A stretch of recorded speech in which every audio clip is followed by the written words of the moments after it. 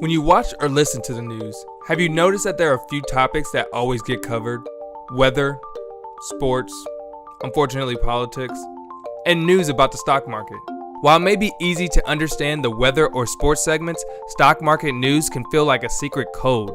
You know, some people make a lot of money somehow, but how? If the stock market confuses you, you're not alone. According to the global 2014 survey, 2/3 of adults are not financially literate. It's not your fault schools don't teach this stuff. But the good news is you can understand the basics quite easily. First, what even is stock? Imagine taking a company and breaking it into a lot of tiny pieces. A stock is one of those small pieces, or a share of a company. And when we say a lot of tiny pieces, we mean a lot. Amazon, for instance, is made up of over 500 million shares. When you buy a stock, you're buying one or more of those pieces of a company. For the most part, you can only buy shares of public companies. A public company is one whose shares are available on a public market, called a stock market. While many large national companies are public, not all of them are. In fact, of the approximately 600,000 US companies with at least 20 employees, less than 1% are public. For example, say you really like candy and want to live out your Willy Wonka fantasies by owning a piece of a candy company. If you want to buy shares of Mars, the company behind M&M's, Snickers, and Skittles, too bad. It's a private company, so you can't buy any shares of it. Instead, you might have to settle for Hershey's, which is a public company and so offers its shares in the stock market. Now that we know what a stock is, let's go back to the news. When you hear the stock market went up, that means that, overall, the price for pieces of public companies increased. This doesn't mean every company's share went up, just that across the whole stock market, people generally paid more for pieces for a company today than they did yesterday. But when you hear the opposite, the stock market went down, that means that, on a whole, the traders paying less for stocks today than they were yesterday. You may hear things like, the Dow was up today, or the S&P was down today. But what does that mean? The Dow and the S&P, also known as the S&P 500, are bundles of stock that are actually considered to be representative of the stock market as a whole. Think of it as an appetizer sampler platter, with some pieces a lot of different things. The Dow is a collection of 30 different companies, while the S&P 500 reflects the shares of 500 different companies. While people often use the Dow or the S&P 500 as stand-ins for how the stock market is doing, it is important to realize the stock market is not a stand-in for how the economy is doing. This may be counterintuitive since many of us associate the economy with the stock market, but they are different things. The economy is a big and complex system. So big, so complex that it's actually hard to even define. It encompasses different metrics like the employment rate, the prices of goods and services, taxes, and a myriad of other factors, all interrelated and affecting one another. Because the economy as a whole is so big and complex, but the stock market is relatively easy to understand, the Dow goes up, the Dow goes down, many people use the stock market as a substitute in their minds for the economy as a whole. Think of the entire economy like a football stadium. The stock market is like the scoreboard. It tells you a lot of useful information about what's going on inside the football stadium, the score, player stats, the number of people in attendance, but you never say the entire football stadium is the scoreboard. It may be an important part of it, but there's so much more to the economy than the stock market. In fact, there are times when the stock market and the economy can become disconnected. For instance, during the 2020 coronavirus pandemic, the stock market is reaching new highs. Millions of Americans, however, are expecting financial disaster. How can that be? The answer is in the fact that a booming stock market only directly benefits those who own stock.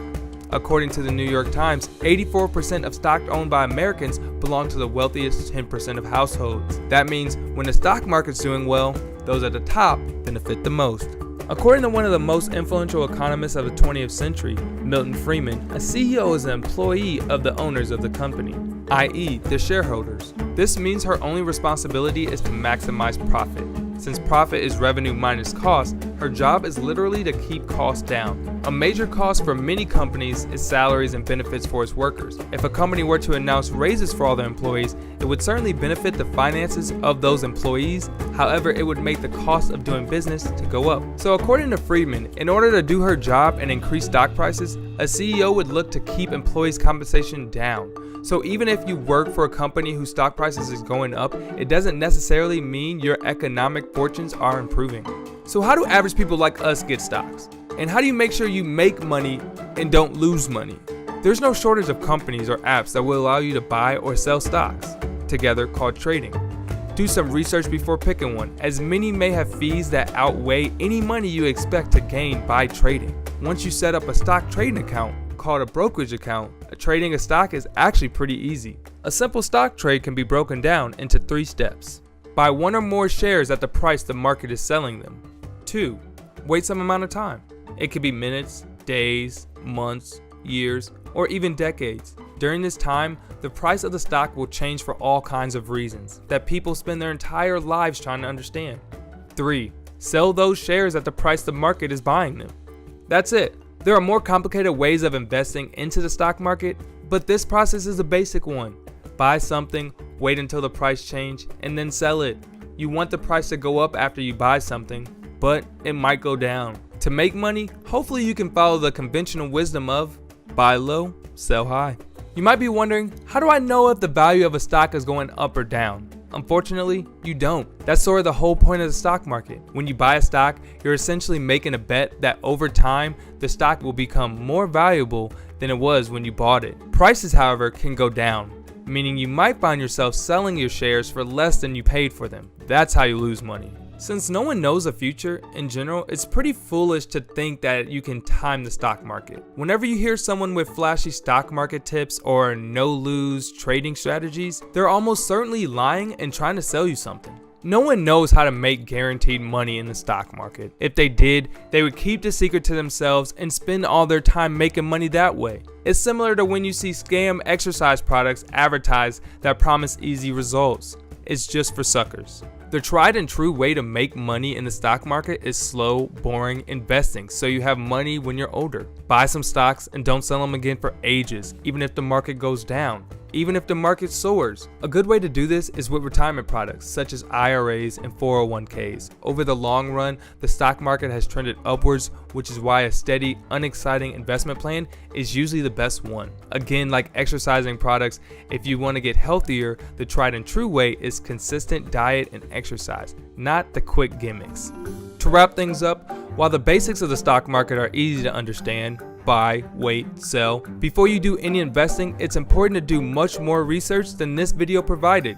Talk to qualified financial planners, people who you trust to be looking out for your financial well-being and not trying to make a quick buck. There's no rush. The stock market isn't going anywhere, and neither are the news segments reporting on it. Hopefully, however, now you understand a bit more of what those stories mean.